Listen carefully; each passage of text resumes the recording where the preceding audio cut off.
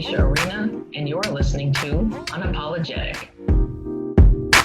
Earlier today, I was thinking about how hard it was. I had friends who were like, oh, I need to get gas.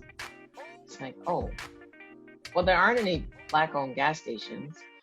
So then I started to think some more about that, and it's like, okay, cool, we can have this blackout day and we can talk about buying Black, supporting Black businesses, but what do those Black businesses look like? If I wanted some food, that's really easy. If I want to go to the bodega, that's really easy. If I want a t-shirt that says something, that's really easy. If I want my hair done, if I want hair supplies, the barber, that's really easy. But if I needed to go to the grocery store, there aren't any grocery chains.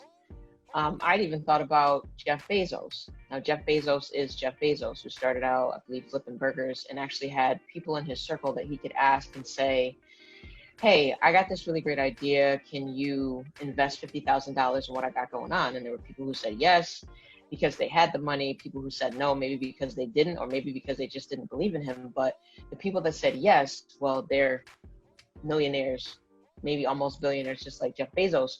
But what if Jeff Bezos look like me? Could Jeff Bezos look like me? Do I have enough people in my circle to say, hey, I have this really great idea. Do you have $50,000 to invest? And, we're going to have this magical return. Could Jeff Bezos be somebody that looks like me? Could Jeff Bezos be a Black man who would be on target to become a trillionaire? So then I started to think about the systemic pieces that come into play as to why a Black person, a brown person couldn't be Jeff Bezos. Because do we have the resources in place to have friends who would actually have that kind of money, because we have that kind of opportunity to begin with before we could create bigger opportunities?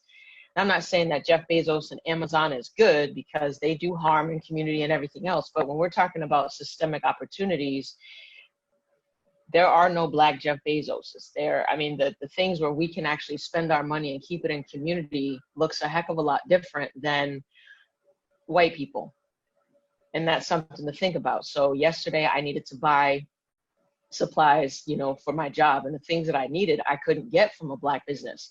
Why don't we have those kind of opportunities, and they come from a systemic place?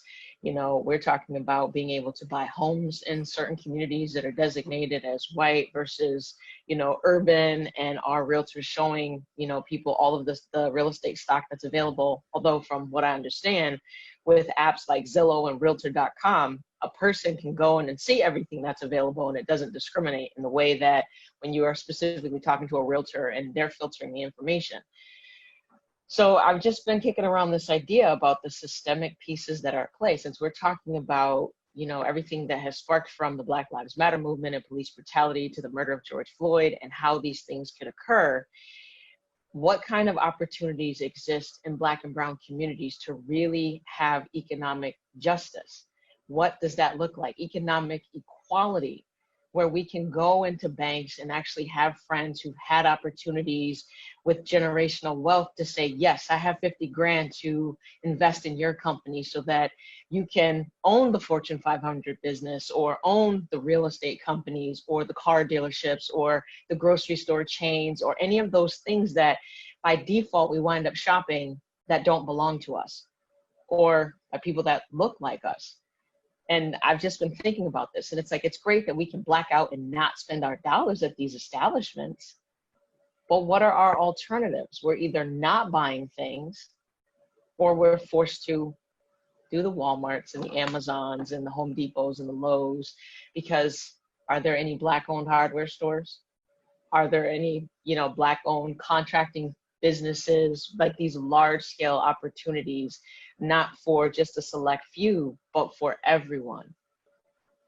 I want equity. People get what they need, which means equal opportunity, equitable opportunity, from the education, the trade schooling, the economic access through small business loans, all of it, to own property, to be able to take out, a second mortgage to start your business, to help your children start businesses, the generational wealth building and tools. That's not available. So when we talk about buying Black, supporting Black-owned businesses, I want that to be more than food establishments, clothing boutiques, hair salons, nail salons, if there are even those. I'm thinking bigger picture.